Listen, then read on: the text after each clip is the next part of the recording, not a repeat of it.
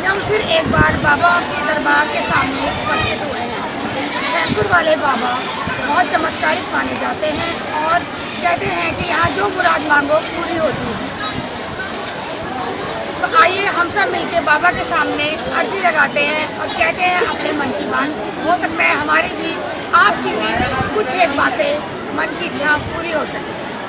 हम लोग जयपुर पे आते हैं मन्नत करने के लिए, जो भी होती है सबकी मन्नत तो पूरी होती है यहाँ पे और खूब करते हैं अपने खुशी से।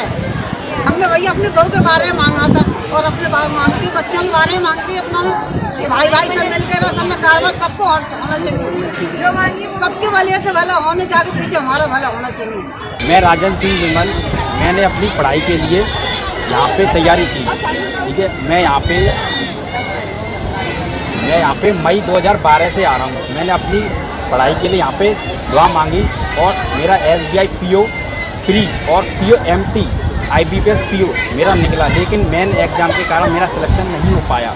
और बाकी सच्चे दिल से मांगी हुई दुआ यहाँ पे पूरी होती है। और मैं मतलब बिलोंग टू एतमापुर आगरा का हूँ और फुकाबाद में यहाँ पे अपनी पूजा करने आता हूँ। आप देख सकते हैं कि AK वाजपेयी जी ने सुल्तान शाह की मज़ार पर उनके भक्तों के लिए काफ़ी अच्छी सुविधाएं उपलब्ध करा दी हैं। वाजपेयी जी के सहयोग से अब्दुल मजीद की मज़ार का सौंदर्यीकरण भी करा दिया गया है।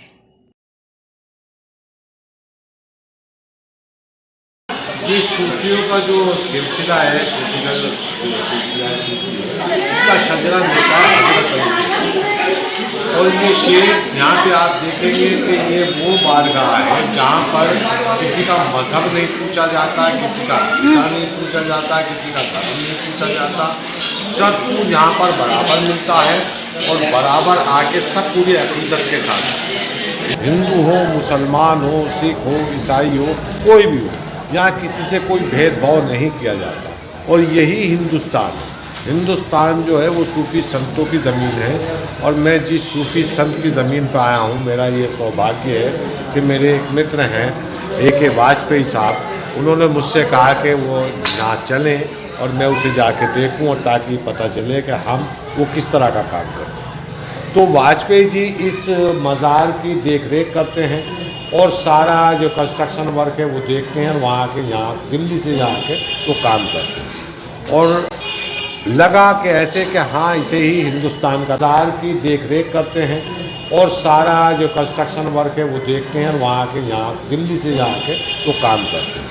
और लगा कि ऐसे कि हाँ इसे ही हिंदुस्तान का ताना बाना कहते हैं। तो मेरे एक अचानक ये शेर याद आया जो मेरे जहन में आया जब इन बच्चों ने पूछा कि ये इत्तेहाद का मरकज़ है आदमी के लिए, दर हुसैन पे मिलते हैं हर तरह के लोग, ये इत्तेहाद का मरकज़ है आदमी। सूफी सुल्तान साहब का मज़ार है और वो बहुत पुराना ये मज़ार है। 1900 कब का है जी? 1952 इमारत 1952 में बनी, लेकिन मज़ार उससे पहले का है। तो इसका ये श्रेय जो जाता है वो वाजपेयी जी को जाता है, जिन्हें आपने देखा भी होगा TV वगैरह चैनल के ऊपर वो नज़र आते हैं। और जो रामविलास पासवान की पार्टी के प्रवक्ता भी हैं और मेरे मित्र हैं सुप्रीम कोर्ट के वकील हैं। मुझे बहुत अच्छा लगा वाजपेयी जी और मुझे वो शेर जो मैंने बार मैं कह रहा हूँ आपको बताया, दरे हुसैन से मिलते हैं हर तरह के लोग, ये इत्तेहाद का मरकज़ है।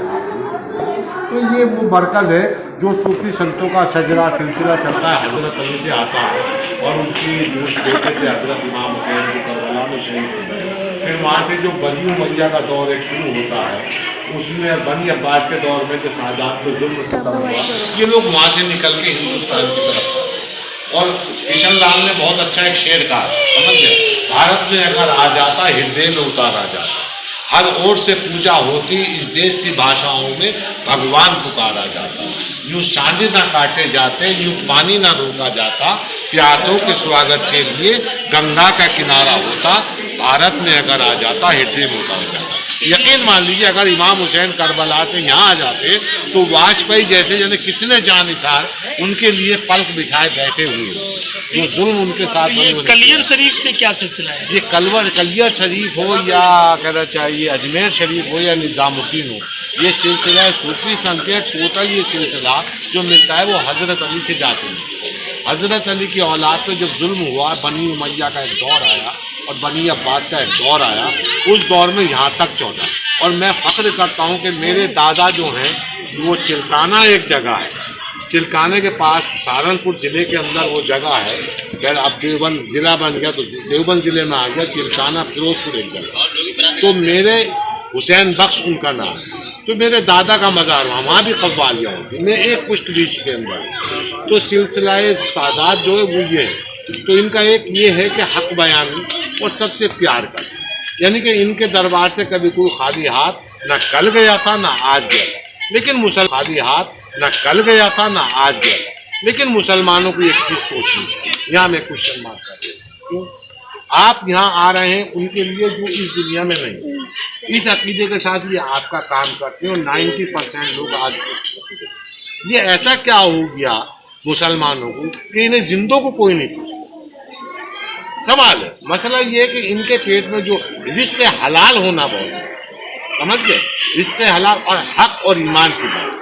हज़रत अली का एक कौल है, जब उनसे किसी ने पूछा कि अगर आपसे कोई सवाल करे आके किसी हिंदू मज़हब से या क्रिश्चियन मज़हब से या इस मज़हब से, तो उन्होंने कहा हम अहले तौरात का जवाब तौरात से देंगे, इंजील का जवाब इंजील से देंगे, कुरान का जवाब कुरान से देंगे। समझ गए, हम कुरान को इंजील पे नाफिज नहीं करेंगे, इंजील को कुरान पे नाफिज नहीं करेंगे। यही रहा है, सबको एक समानता है। तो आप उस चीज़ के लिए उस चीज़ से लेके कैसा महसूस कैसा हो रहा है आपको यहाँ लगा कि ऐसा कि हिंदुस्तान ही से कहते, ये हिंदुस्तान।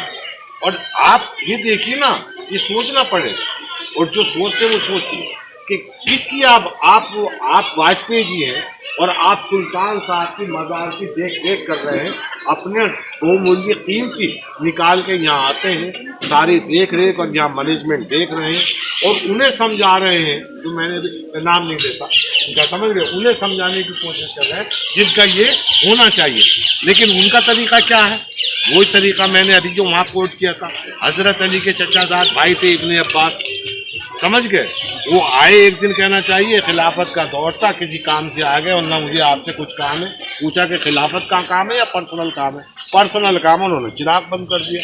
उन्होंने भाई याद है बेकार है, उन्हें हक है, तुम्हारा हक जो है वो तुम्हें मिलेगा, ना हक मुझसे कुछ तवक्को नहीं कर। तो वो दौड़ के बनी उमैया के पास चले गए, जैसे वो दौड़ के अभी बनी उमैया के पास गए थे, समझ गए, पता चला कि वहाँ तो कुछ नहीं हुआ, फिर लौट के वहीं आ गए।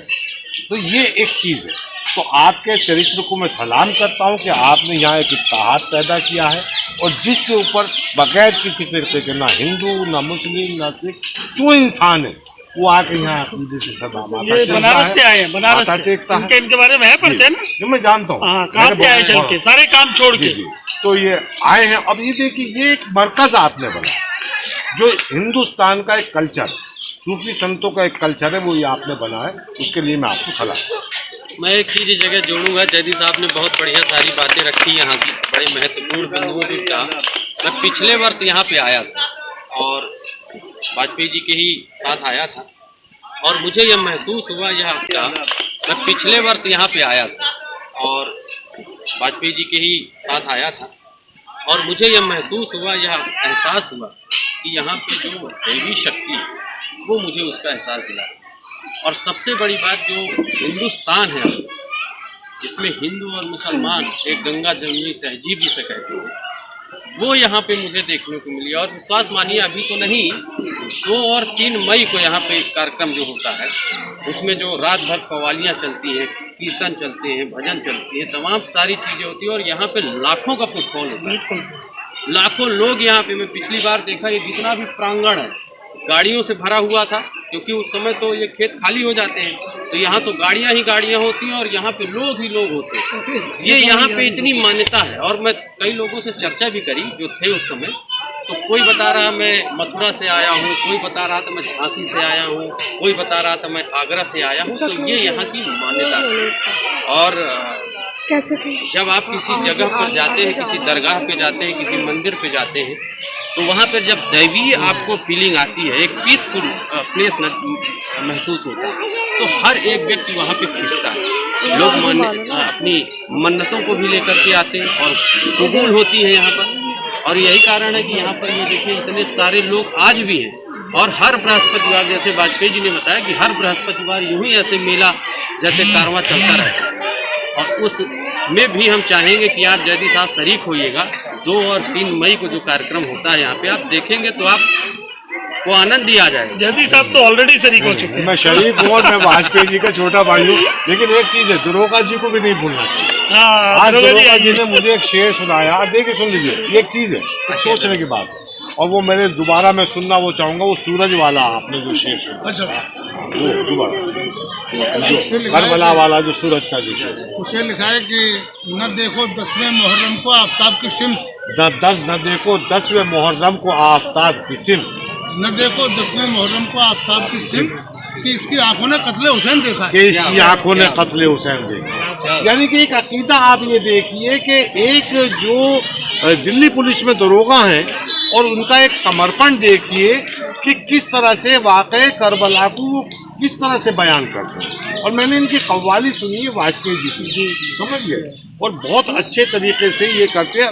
ऐसा नहीं कि जुबान से करते, बल्कि इनके अंदर जो अकीदत जो है, उस अकीदत से वो करते हैं। तो शाही कव्वाल है, शाही कव्वाल है, हमारे दरगाह के शाही कव्वाल। और अशोक यादव इनका नाम।